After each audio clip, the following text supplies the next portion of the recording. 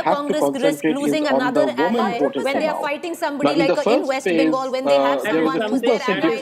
between the women voter turnout with the men voter turnout. So women are actually turning out more in the first phase, and that's the same and better thing is alliance. I continuing mean, up till now once in they the lose second that phase. alliance, Till they now are the having data much is bigger showing that partner it's 1% in case more of TVK. in That's favor the of case. women. And you know, there is Now, a if that frustration is in the Tamil Nadu happening, Congress. then of How course there long is will we play advantage second fiddle? momentum How because long will women we are just the play core second fiddle? voters, When Rahul where the Gandhi cash is a transfer leader, schemes has been when increased Rahul over the Gandhi is a years, leader who is particularly in the loved in last Tamil 5 Nadu, we years, the have the 500 area to bandwidth to 1000 grow. and 1000 And to so there's constantly 1500. this chatter in Tamil And Nadu then there's Congress saying, also how new long? schemes How for long will we sit back and let the new DMK take charge? the youth urban youth I think urban let me employment schemes.